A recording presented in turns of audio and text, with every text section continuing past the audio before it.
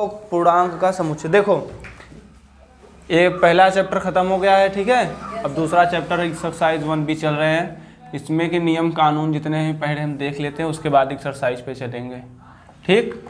तो ये क्या है, पूर्णांक का समुच्चय। अभी तक हमने धन पूर्णांक पढ़ा है, धन पूर्णांक पढ़ा था जिसे हम n से प्रदर्शित करते थे। अब पढ़ेंगे पूर्णांक का समुच्चय या पूर्णांक संख्याएं,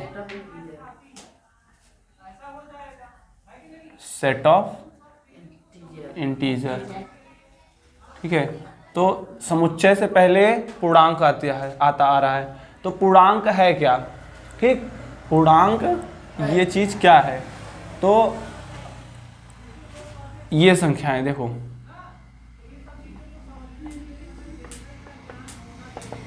ठीक। ये जो समूह होगा इन संख्याओं का,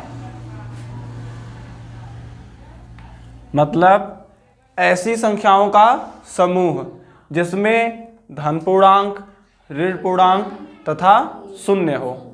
धन पूर्णांक हो, ऋण पूर्णांक हो और शून्य हो तो वो कहलाते हैं पूर्णांक संख्याएं, ठीक है। उन संख्याओं का समूह जिनमें धन पूर्णांक भी हो, ये हमारा धन पूर्णांक हो गया, ऋण पूर्णांक भी हो, ये हमारा हो गया ऋण पूर्णांक, और शून्य, ये इन तीनों के समूह को पूर्णांक कहा जाता है। इन तीनों के समूह को क्या कहा जाता है, पूर्णांक। और पूर्णांक को जो हम प्रदर्शित करते हैं, पूर्णांक को हम आई से डिनोट करते हैं। आई से क्यों, क्योंकि इसे इंटीजर कहा जाता है, ठीक है। इसे आई से डिनोट करते हैं, ठीक। तो एक चीज हम देख रहे हैं कि पूर्णांक हमारा धन पूर्णांक भी होता है, ऋण पूर्णांक भी होता है, जीरो भी होता है, ठीक।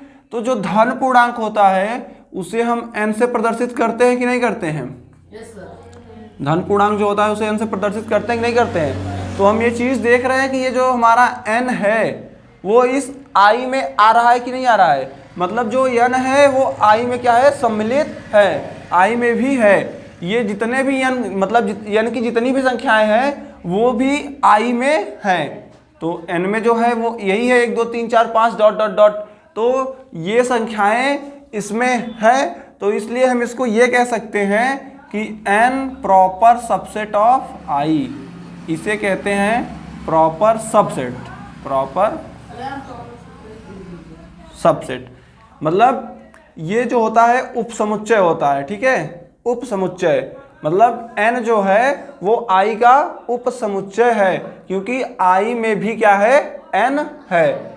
जब देखो ये इधर है, ये उधर है, मतलब n proper subset of i है। इसका मतलब i में n क्या है, सम्मिलित है। तो इसको हम ऐसे डिनोट कर सकते हैं कि n is the proper subset of i, ठीक। समझ में आया ना। पूर्णांक क्या होते हैं, ऋण पूर्णांक, धन पूर्णांक था शून्य, इन तीनों के समूह को पूर्णांक कहा जाता है। पूर्णांक को i से प्रदर्शित करते हैं। और एक चीज हम जानते हैं कि इसमें धन पूर्णांक भी आता है जिसे हम n से प्रदर्शित करते हैं, ठीक है। तो ये जो n है हमारा, वो हम कह सकते हैं वो i में क्या है, सम्मिलित है। इसलिए इसे हम इससे ऐसे डिनोट कर सकते हैं कि n is the proper subset of i। n जो है i का उपसमुच्चय है, ठीक है। समझ में आया ना। ऐसे ही पढ़ाए थे ना जी उस बार भी। इसके बाद है पूर्णांकों का एक सरल रेखा के बिंदुओं पर निरूपण। यही है पूर्णांकों का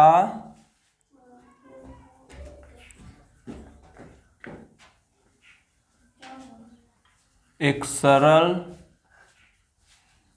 रेखा के बिंदुओं पर निरूपण।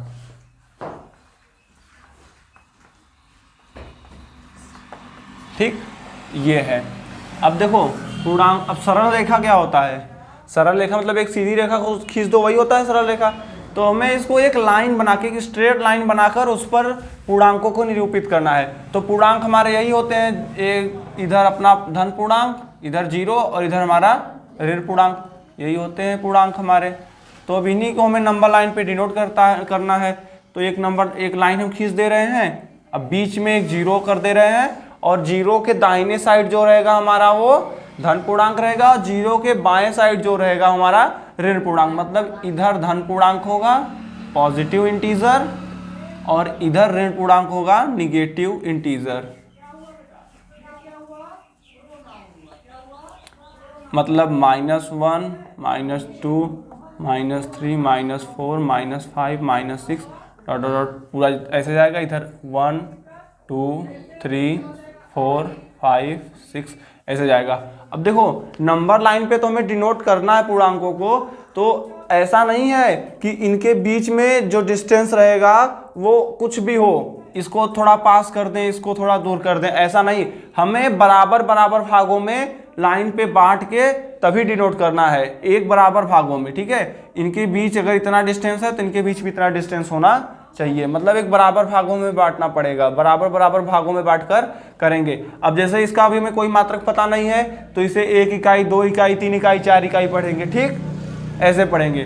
बाकी अगर दे देगा कि मीटर में दे दिया 5 मीटर 10 मीटर को नंबर लाइन पे जो है प्रदर्शित करो, तो मीटर में हम एक बराबर भागों में बांटकर डिनोट करके लिखेंगे वैसे, ठीक है, समझ में आया ना।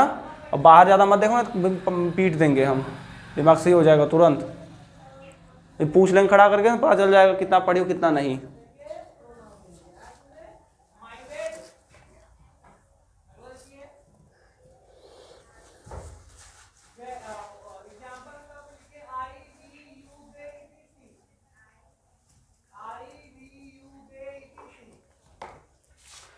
और इस रेखा पर हमने संख्याओं को क्या किया है, निरूपित किया है। इस लाइन पर ये रेखा जो बनी हुई है इस पे हमने देखो नंबर संख्याओं को निरूपित किया है, नंबर लाइन को यहाँ पे डिनोट किया है, तो सॉरी नंबर्स को यहाँ पे डिनोट किए हैं इस लाइन पे। तो इसे इस पूरे को हम क्या कहते हैं, संख्या रेखा कहेंगे। इस पूरे को क्या कहेंगे, संख्या रेखा कहेंगे, संख्या रेखा, जिसे इंग्लिश में कहते हैं नंबर लाइन, नंबर लाइन या लाइन नंबर कुछ भी, ठीक है, संख्या रेखा इस पूरे को कहेंगे, क्योंकि हमने इस रेखा पर संख्याओं को डिनोट किया है, निरूपित किया है, तो इसे क्या कहेंगे, संख्या रेखा कहेंगे। समझ में आया ना, ठीक। अब है पूर्णांकों की विशेषताएं।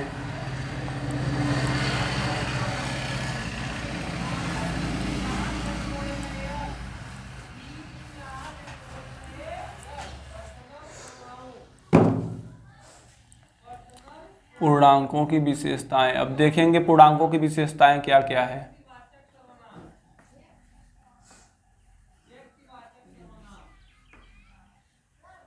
तो जिस तरह से हमने देखा था उसमें धन पूर्णांक में देखा था, योग का नियम था, योग के नियम में 3 नियम थे। संवरक नियम जिसे इंग्लिश में क्लोजर लॉ कहते थे, उसके बाद था कॉम्यूटेटिव क्रम विनिमय, एसोसिएटिव साहचर्य था, ठीक है। उसी तरह से इसमें भी नियम होंगे और वो नियम सबको फॉलो करेंगे, ठीक है। लेकिन एक चीज है, जो धन पूर्णांक हमारा था, जो क्या था हमारा धन पूर्णांक, जो n था, इसमें यही आते थे, यही संख्याएं आती थी, ठीक है, यही संख्याएं आती थी। तो इसमें योग का नियम फॉलो होता था, इसमें योग का नियम फॉलो होता था, संवरक नियम में योग का नियम फॉलो हो जाता था, मतलब योग में संवरक नियम फॉलो हो जाता था। इसके इस धन पूर्णांक के योग में संवरक नियम फॉलो होता था, लेकिन क्या इसके अंतर में संवरक नियम फॉलो होता था? हम अंतर वाला पढ़े ही नहीं थे, क्योंकि संवरक नियम उसे फॉलो नहीं करेगा।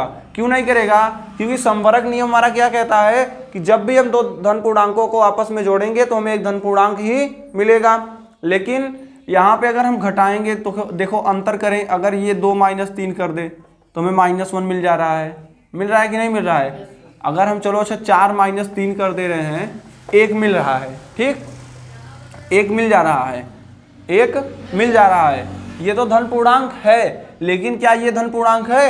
नहीं है, ये धन पूर्णांक नहीं है। मतलब अब वो नियम अगर इसमें लागू होगा तो किसी भी कंडीशन में वो नियम लागू होना चाहिए, लेकिन यहाँ पे बहुत सारे कंडीशन में वो नियम लागू नहीं हो रहा है। छोटे में से बड़े को घटा रहे हैं तो फिर नहीं हो रहा है, बड़े में से छोटे को घटा रहे हैं तो हो रहा है।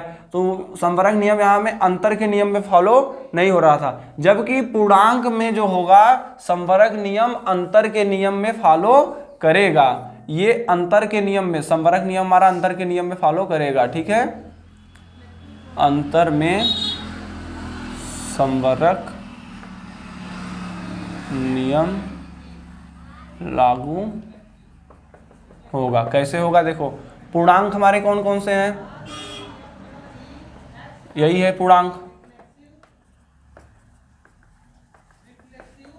यही सब हमारे पूर्णांक है, ये सब पूर्णांक है। अब हमें संवरक नियम हमारा कहता क्या है कि जब दो पूर्णांकों को आपस में जोड़ें, ठीक है, तो पूर्णांक आने चाहिए, या घटाएं तो पूर्णांक आने चाहिए। तो यहाँ पे हम अंतर वाला देखेंगे, क्योंकि हम जानते हैं योग वाला तो फॉलो करेगा ही करेगा। अंतर वाला देख रहे हैं फॉलो करेगा कि नहीं करेगा, क्योंकि धन पूर्णांक में अंतर वाला फॉलो नहीं कर रहा था। तो यहाँ पे देखो, अगर हम यहाँ पे 2 में से 3 को घटा दें तो -1, ये एक पूर्णांक है। अगर 4 में से 5 को घटा दें -1, तो भी ये पूर्णांक है। अगर 5 में से 4 को घटा दें तो भी ये पूर्णांक है। अगर 5 में से -5 को घटा दें 0, तो भी ये एक पूर्णांक है। तो मतलब हम देखो, जब दो पूर्णांकों को आपस में घटा रहे हैं तो हर एक स्थिति में हमें एक पूर्णांक संख्या ही मिल रही है।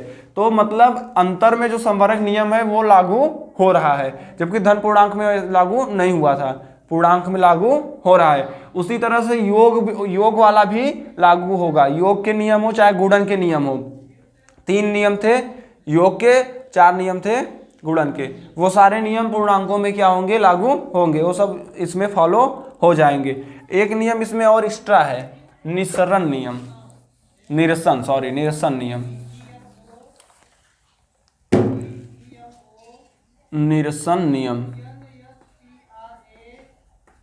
निरसन नियम क्या है? निरसन नियम ये है कि अगर जो है 3 पूर्णांक संख्याएं हैं, A, B, C, 3 क्या है? पूर्णांक संख्याएं हैं। पूर्णांक संख्याएं हैं, 3 पूर्णांक संख्याएं है, A, B, C 3 पूर्णांक संख्याएं हैं। तो यदि A और B का योग बराबर है A और C के योग के, A और B का योग A और C के योग के बराबर है, तो जो जो B का मान होगा वो C के मान के बराबर होगा। मतलब A और B अगर A और C के बराबर है, मतलब A और B का योग अगर A और C के योग के बराबर है, तो जायज़ है कि B का मान C के मान के क्या होगा? बराबर होगा। ठीक है, ये योग में हुआ। गुणा में क्या होगा? यदि A और B का गुणन A और C के गुणन के बराबर हो, A और B का गुणन A और C के गुणन के बराबर हो, और A का मान 0 ना हो, मतलब A is not equal to 0, मतलब A का मान 0 ना हो, बाकी कुछ भी हो, तो भी B का मान C के बराबर होगा। जैसे यहाँ पे हम देखो, इसके लिए हम ले रहे हैं C अगर है, ठीक है, अगर A B C 3 पूर्णांक संख्याएं A प्लस B, मतलब A और B का योग A और C के योग के बराबर है, तो B का मान C के बराबर होगा। ठीक है, ये कह रहा है। तो यहाँ पे हम अगर ऐसे देखें इसको, A प्लस B बराबर A प्लस C, ये चीज़ बराबर बता रहा है। ठीक है, यही कंडीशन बता रहा है ना कि अगर A और B का योग A और C के योग के बराबर हो तो B बराबर C होगा। तो यहाँ से जब इसे हम इक्वेशन को सॉल्व करेंगे तो ये इधर आएगा। ठीक है, A को हम इस साइड ले आएंगे तो ये A माइनस A हो जाएगा कि नहीं हो जाएगा? हो जाएगा। प्लस B को यहीं रहने देंगे और C को यहीं रहने देंगे। ठीक, ये A से कैंसिल हो गया, मतलब 0, तो B बराबर C आया कि नहीं आया? B बराबर C आया ना।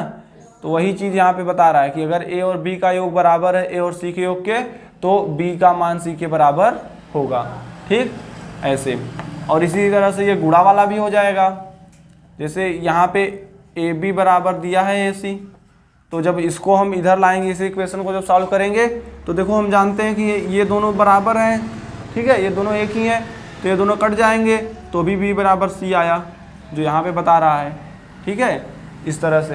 तो अगला पॉइंट है पूर्णांकों में योग तथा गुणा के तत्समक। तो देखो, पूर्णांकों में योग तथा गुणा के तत्समक। तत्समक क्या होते हैं? मतलब आइडेंटिटी।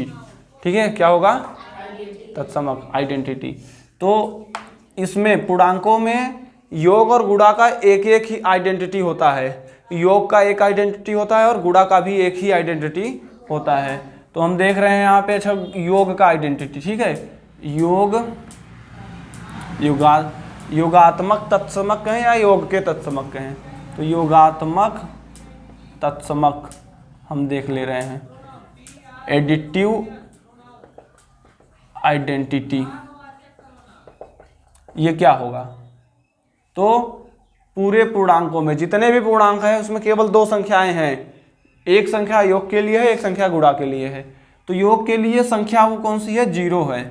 0 मात्र ऐसी संख्या है जो एक एडिटिव आइडेंटिटी है, जो क्या है, एक एडिटिव आइडेंटिटी। बाकी ऐसी कोई संख्या भी नहीं है जो एडिटिव आइडेंटिटी हो। और ये एडिटिव आइडेंटिटी क्यों है, क्योंकि ये ऐसी संख्या है इसमें हम या तो कुछ जोड़ें या इसको किसी में जोड़े तो हमें वही संख्या मिलती है। जैसे अगर हम 0 में 5 को जोड़ दें तो भी हमें 5 मिलेगा, या 5 में 0 को जोड़ दें तो भी हमें 5 ही मिलने वाला है। इसी तरह से कोई भी संख्या हो, कोई भी पूर्णांक संख्या हो, उसमें अगर हम 0 को जोड़ेंगे तो भी वही संख्या मिलेगी, ठीक, या 0 को उसमें जोड़ेंगे तो भी हमें वही संख्या मिलेगी। इसका मतलब ये है कि 0 को अगर हम किसी संख्या में जोड़ रहे हैं या किसी संख्या को 0 में जोड़ रहे हैं तो हमें वही संख्या मिलती है, ठीक है।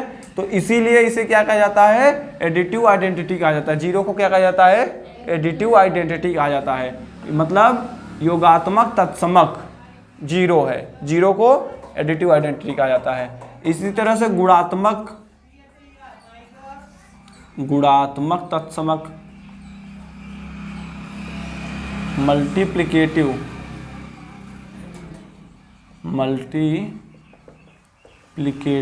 आइडेंटिटी, ये क्या होती है, एक ऐसी संख्या है जो एक गुणात्मक तत्समक है, मतलब पूर्णांक में एक मल्टीप्लिकेटिव आइडेंटिटी है। ये कैसे हुआ, किसी भी संख्या को अगर हम इसमें 1 से गुणा करें तो भी वही आना है, और अगर 1 का करें तो भी वही आना है। मतलब चाहे 1 का गुणा 5 में करे तो भी 5 आएगा, चाहे 5 का गुणा 1 में करे तो भी 5 आएगा। ऐसे कोई भी पूर्णांक संख्या ले लेंगे जिसमें हम अगर 1 का गुणा करेंगे तो भी वही आएगा, और 1 का गुणा अगर उसमें करेंगे तो भी वही आएगा। इसीलिए इसको क्या कहते हैं, 1 को मल्टीप्लिकेटिव आइडेंटिटी कहते हैं और 0 को एडिटिव आइडेंटिटी कहते हैं। तो 0 क्या होगा, पूर्णांकों में 0 क्या होता है, एडिटिव आइडेंटिटी होता है, और गुणात्मक में और 1 क्या होता है, मल्टीप्लिकेटिव आइडेंटिटी होता है। सिर्फ यही 2 होते हैं, बाकी और कोई नहीं होता है। देखो योगात्मक प्रतिलोम क्या है, योगात्मक प्रतिलोम पूर्णांकों का ऐसा योग जिनका योग क्या हो, 0 हो।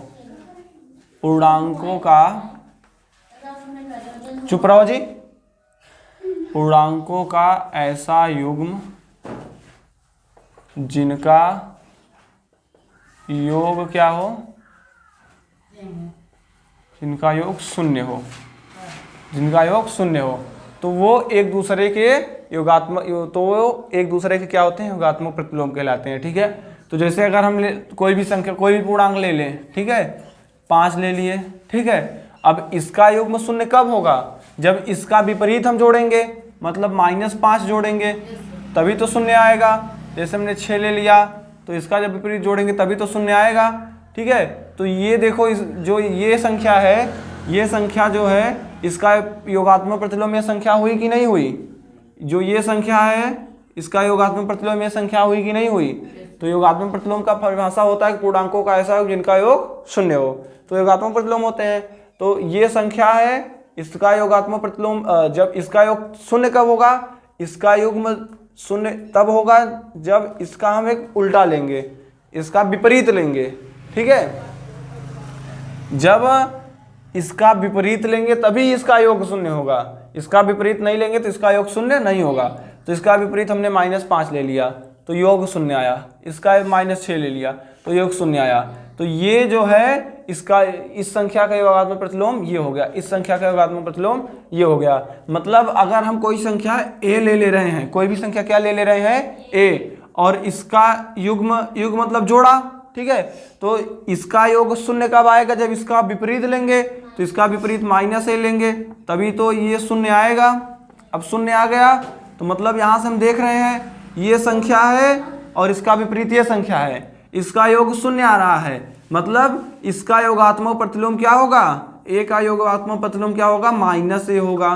ठीक है, इसी तरह से कोई भी पूर्णांक हो उसका योगात्मक प्रतिलोम उसका विपरीत ही होता है। ठीक है, अगला है हमारा क्या है, समपूर्णांक या विषम पूर्णांक। ठीक है, समपूर्णांक या विषम, इवन और ऑड इंटीजर नंबर। ठीक है, तो सम पूर्णांक और विषम पूर्णांक क्या होंगे, सम विषम हम जानते हैं, सम विषम संख्याएं कौन सी होती है, तो सम विषम हम जानते हैं, सम संख्याएं 2 4 6 8 10 ये सम संख्याएं होती है, 1 3 4 5 7 ये सब विषम संख्याएं होती है। तो पूर्णांक के साथ लेना है, मतलब +-2 +-4 +-6 +-8 ... ये सब हमारा क्या होंगी, सम पूर्णांक होगी। कौन सी संख्याएं होंगी, सम पूर्णांक। और विषम पूर्णांक संख्याएं कौन सी होंगी, बस वही जैसे 1 3 लेते हैं प्लस माइनस के साथ ले लेंगे, +-1 +-3 +-5 +-7 +-9 +-11 ...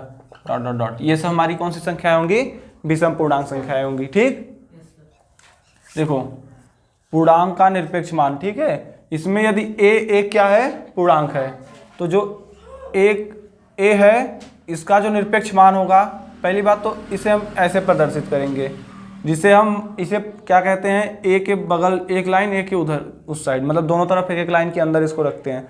इसे पढ़ते हैं मॉड, क्या पढ़ते हैं, मॉड a कहते हैं इंग्लिश में, बाकी हिंदी में मापांक कहते हैं। ठीक, मॉड a, इसका जो निरपेक्ष मान होगा वो a होगा।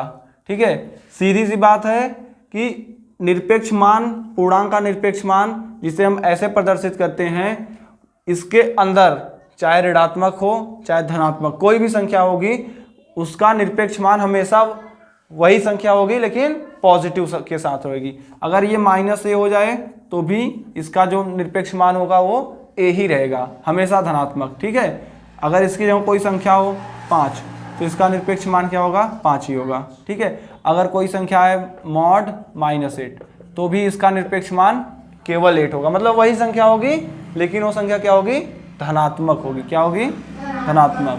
तो इस यही होता है पूर्णांक का निरपेक्ष मान। ठीक है, अब ये एक्सरसाइज का सब रूल्स खत्म हो गए, अब क्वेश्चन सॉल्व करेंगे हम लोग। ठीक।